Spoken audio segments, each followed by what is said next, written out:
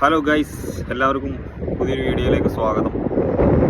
Sanju Samson Indian ലോകകപ്പ് ടീമിൽ വരുമോ എന്നുള്ളതിൽ ഇപ്പോഴൊരു സംശയം നിലനിൽക്കുന്നുണ്ട്. കാരണം പുള്ളിക്കെതിരെ ഒരു അവഗണന എപ്പോഴും ഉള്ളതാണല്ലോ. അതുകൊണ്ട് തന്നെ ടീമിൽ പുള്ളിനെ എടുക്കുമെന്ന് നമുക്കറിയത്തില്ല.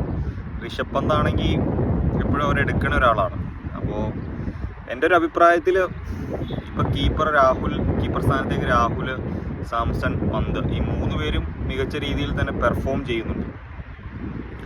അതുകൊണ്ട് തന്നെ ഈ 3 പേരിൽ നിന്നും ഒരു 2 പേരെ ചൂസ് ചെയ്യുക എന്ന് പറയുന്നത് തീർത്തും ഡിഫിക്കൽട്ടായിട്ടുള്ളൊരു കാര്യമാണ്.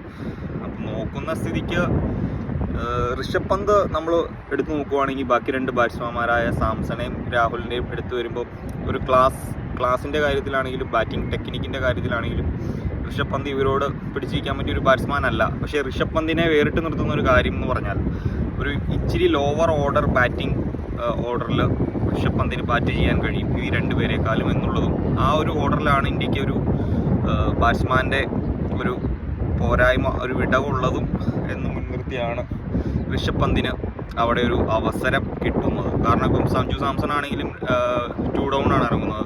രാഹുലും ആ ഒരു പൊസിഷനുകളിൽ കളിക്കുന്ന താരമാണ്. അപ്പോൾ എൻ്റെ ഒരു അഭിപ്രായത്തിൽ അങ്ങനെ ഒരു കാര്യം നിലനിൽക്കുമ്പോൾ ഋഷഭ് പന്തിനെയും സഞ്ജു സാംസണെയും പരിഗണിക്കുന്നതാണ് നല്ലത് ഒരു ടീമിലേക്ക്. കെ എൽ രാഹുലിനെ ഒരു ബാറ്റ്സ്മാനായിട്ട് പരിഗണിച്ചാൽ കുഴപ്പമില്ല. പക്ഷേ അപ്പോൾ ടീമിൻ്റെ ഒരു വൈവിധ്യം അവിടെ നഷ്ടപ്പെടുകയാണ്. കാരണം കെ എൽ രാഹുലിൻ്റെ ഓപ്പോസിറ്റ് കളിക്കുന്ന ഒത്തിരി ബാറ്റ്സ്മാൻമാർ അവിടെ ഉണ്ട്. സഞ്ജു സാംസൺ, വിരാട് കോഹ്ലി, സൂര്യകുമാർ യാദവ്, ഒത്തിരി ബാറ്റ്സ്മാൻമാർ ഇങ്ങനെ നിൽക്കുകയാണ്. ആ ഒരു സ്ഥിതിക്ക് എന്തായാലും my pick is for Rishabh Pant and Sanju Samson for this 2020 world cup.